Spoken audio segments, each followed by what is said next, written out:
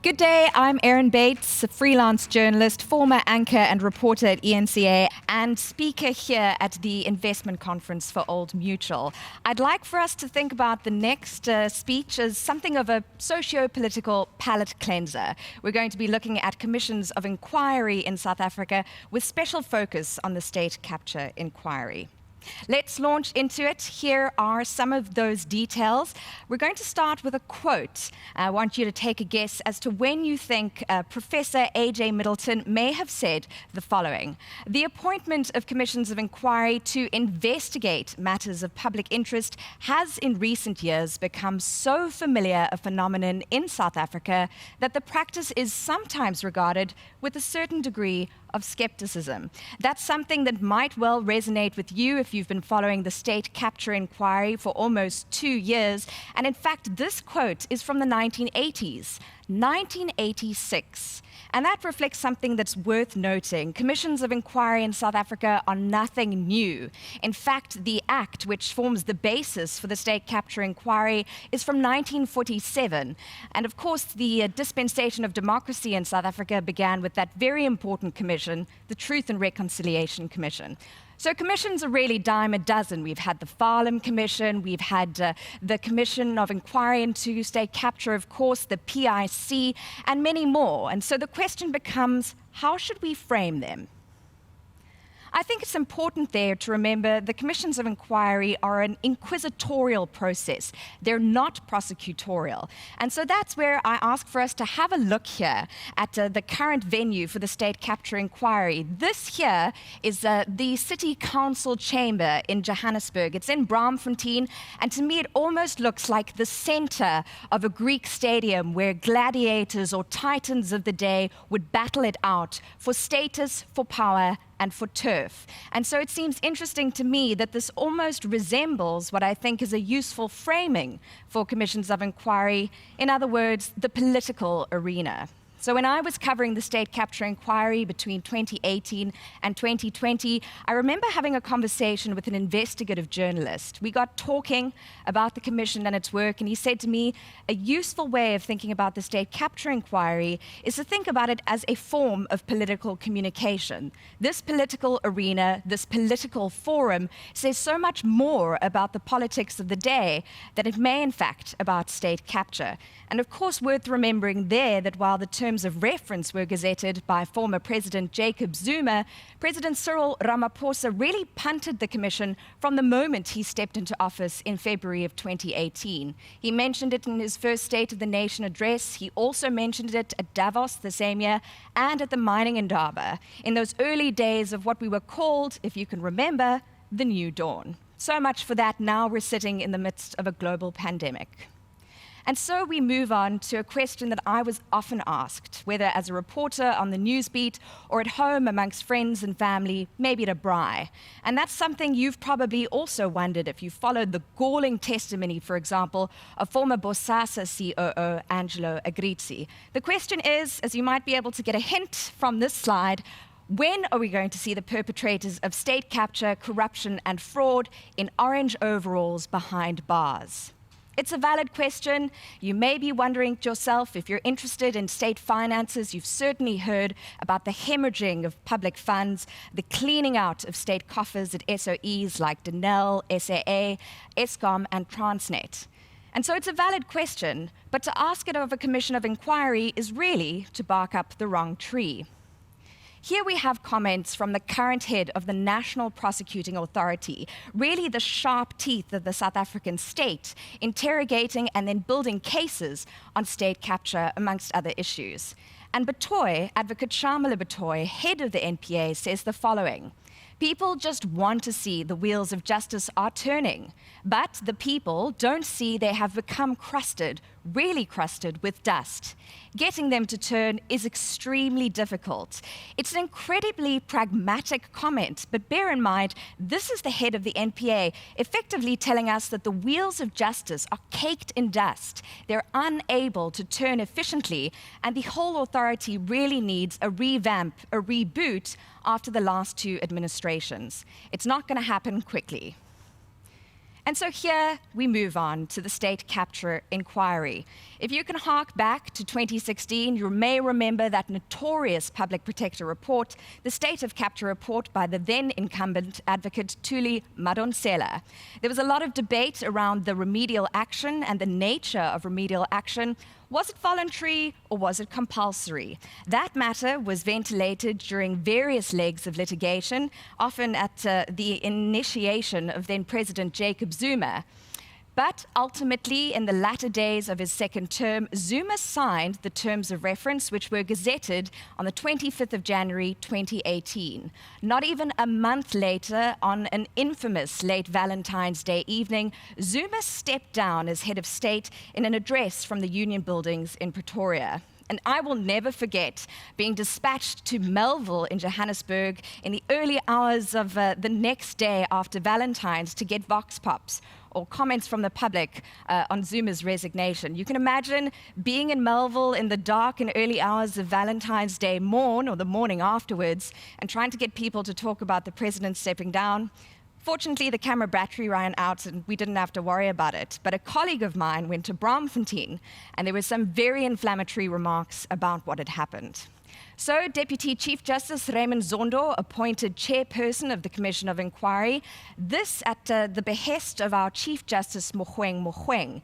In the Public Protector's State of Capture report, she insisted Zuma could not appoint the head of the commission because of the nature of the investigation she'd conducted, preliminary as it was, into Zuma's relationship with the Gupta family and some of the business interests of his family itself, including his son, Duduzane Zuma.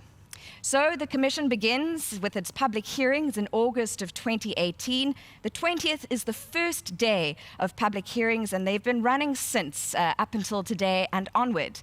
The commission has a deadline of March 2021, which is soon approaching, and it's now having to reconfigure its public hearings in light of coronavirus and social distancing measures, etc. So, a pertinent question to put to a group of investors with an interest in the bottom line and in finances. What can we say when it comes to the price 2 years on? Short of 2 years later, what is the current price tag for the state capture inquiry? If you've been following the news, you may well know the exact number. If not, give yourself a moment just to think about that. The current price tag of the state capture inquiry. Well, what is the cost? Let's take a look. It's 700 million rand. This is according to the Director General of the Department of Justice, who said exactly this in early July 2020. 700 million rand and counting for 2 years of public hearings and investigations into state capture, corruption, and fraud in the public sector.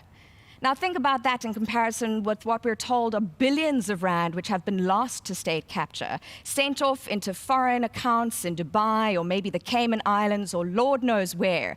But certainly a concern to know that both the Commission is sort of skirting up to that 1 billion rand mark, and then we have all of the billions lost to state capture. Now, important to note that the Director General of the Department of Justice has told Parliament investigations and legal counsel alone constitute the greatest costs within that 700 million rand figure.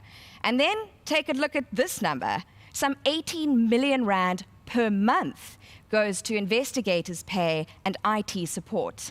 That's a pretty shocking figure, but it may be all the more shocking when we think about the social distress that's been precipitated by the national lockdown and the national state of disaster. And there may well be pertinent questions about this pursuit of truth in the state capture inquiry with this kind of price tag growing in light of the social issues at play currently.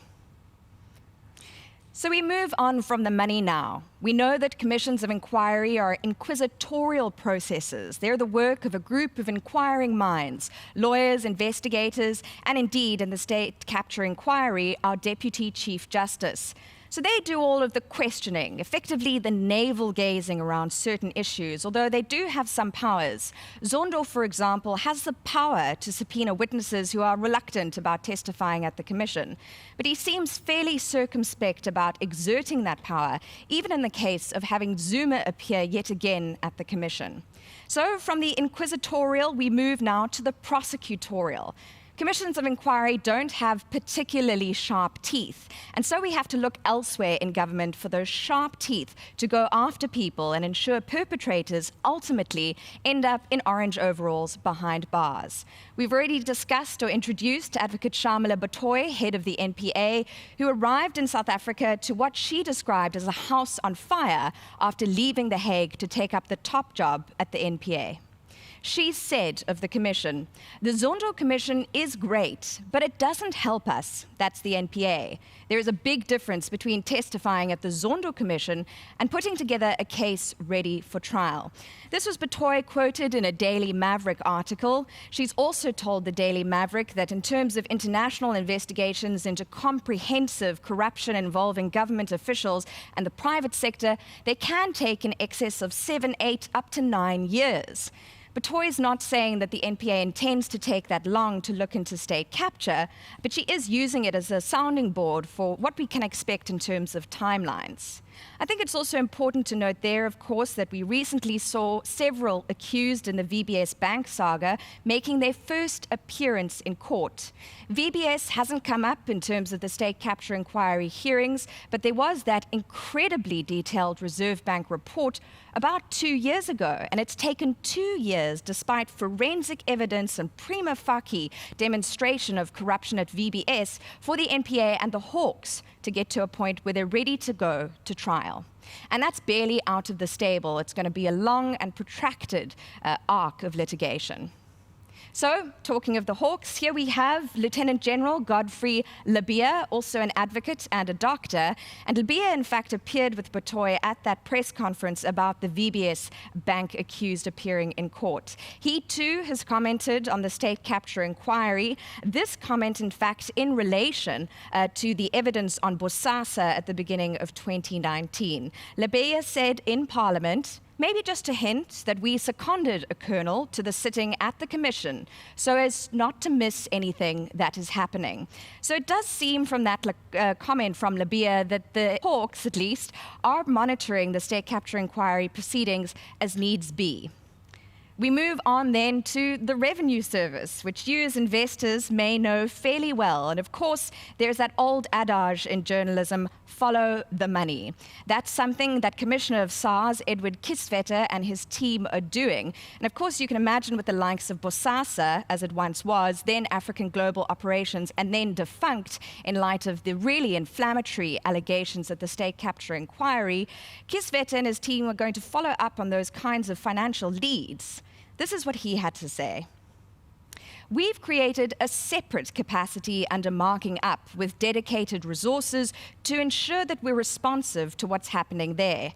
There, of course, being the state capture inquiry. And in fact, elsewhere, Kisvetter has said that there's a special unit within his office as Commissioner of SARS looking at what's happening at the state capture inquiry and monitoring its proceedings, really following that money. I think also important to note there that in fact there has been evidence at the Commission of Inquiry into allegations of state capture, corruption and fraud on how eroded the Revenue Service itself became. And so with each of these institutions described so far, the NPA, the Hawks and even SARS, there's demonstration of state capture, if indeed you believe it exists, at all of these institutions in the past 2 administrations.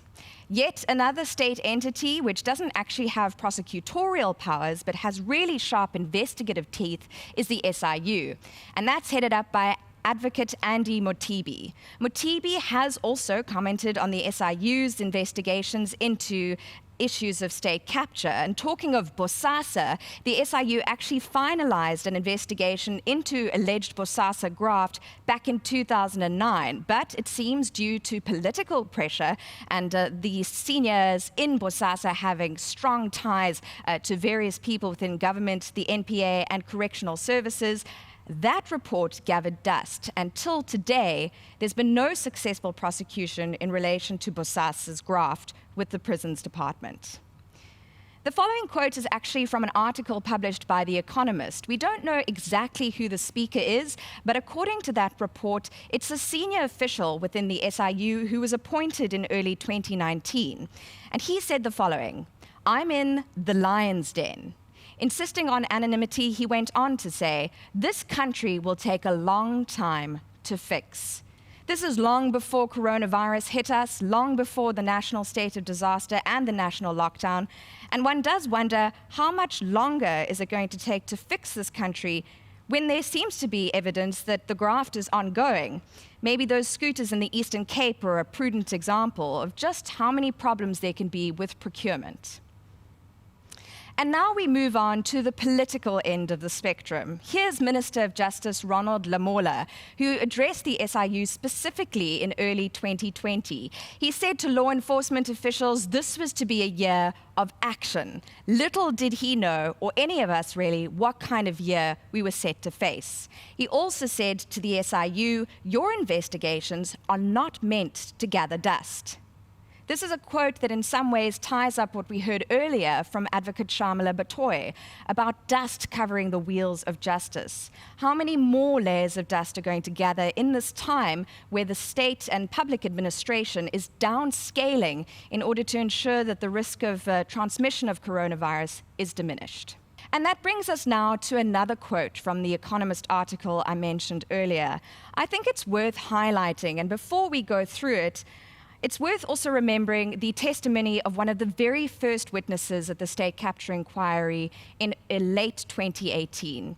Of course, former Deputy Finance Minister Mcebisi Jonas notoriously accused Duduzane Zuma of accompanying him to the Saxonwold estate of the Gupta family. In fact, as we learned at the Commission, that property is made up of several urban, these incredible Saxonwold mansions. And of course, the property has become known by its colloquial term, the Saxonwold Shebeen. But what Jonas said, which I think is worth remembering, especially in light of some of the procurement issues South Africa is likely to face in the wake of the coronavirus outbreak, is that he highlighted the collective nature, the institutional enabling that means that something like state capture, corruption, and fraud can thrive within public administration and also in business. Jonas said, and he invented a word here, we should be careful not to over-Zumanize state capture. Of course, Zuma is one of the key accused in the Public Protector's State of Capture report, and he's certainly been a prominent witness at the inquiry.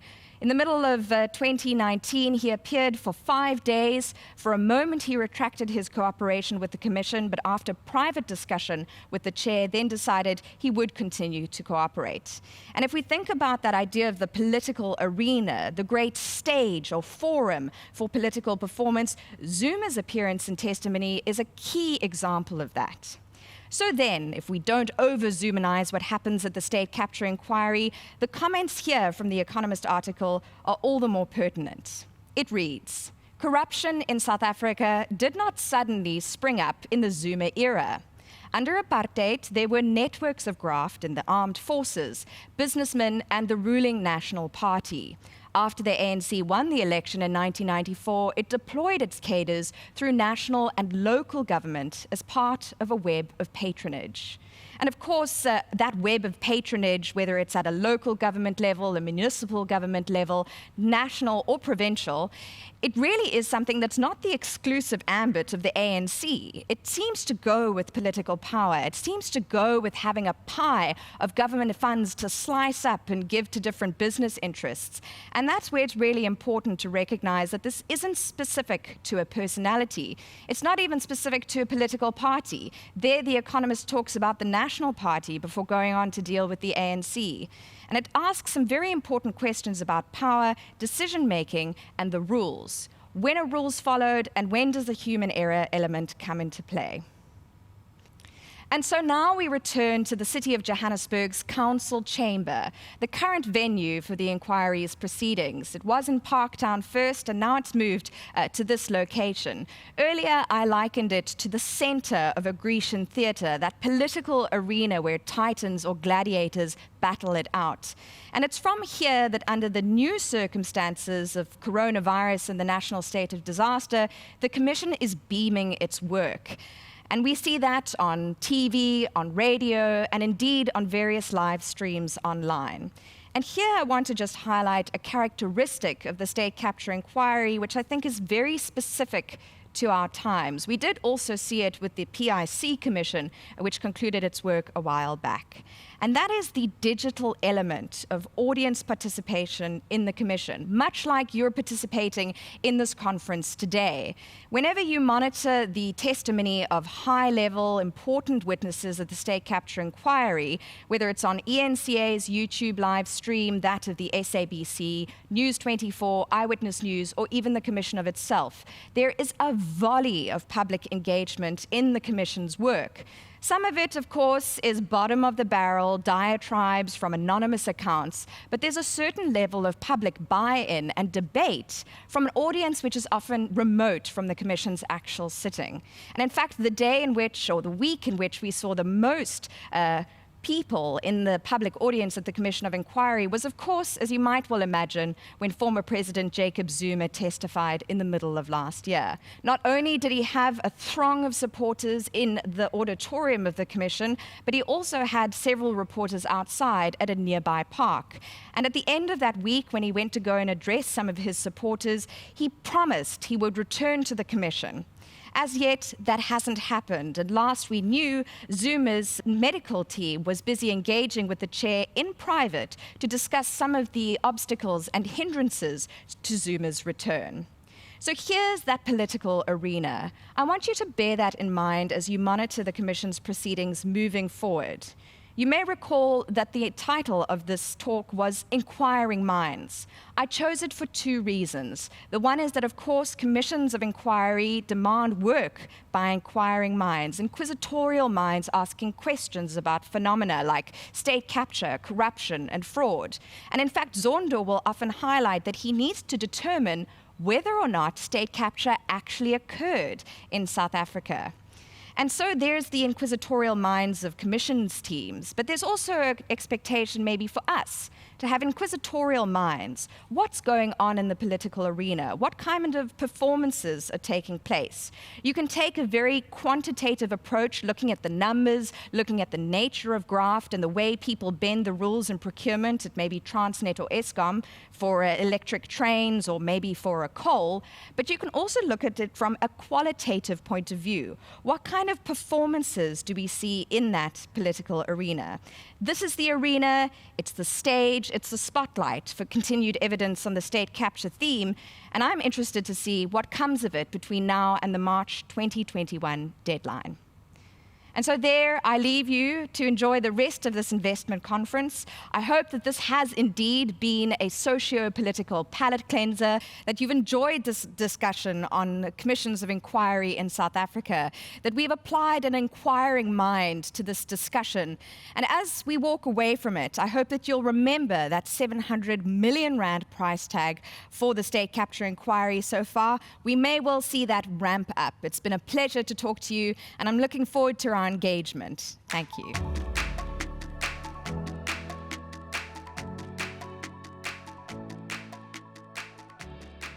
There's a couple of themes that came out this morning.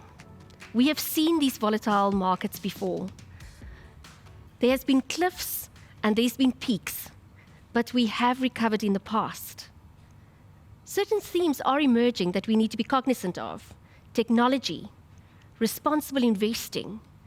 More and more people are feeling that investing for profit alone is not enough, that investing in a future that matters is important. We also have seen that we need to be active participants in the economy and in engaging with responsible partners. Thank you so much for joining us this morning. If I can please encourage you to engage with our platform, you can get the presentations that we did this morning on the platform. You can rate our speakers, which we will welcome. There's places where you can set up appointments with the speakers. So please navigate your way, as we will give a prize to the person that has been most active on our platform. We will also send you an email where you can claim your CPD points for your participation this morning. We would like to thank you for your time. Thank you for being part of our virtual Investment Insights 2020. Enjoy the rest of your day and the second half of 2020.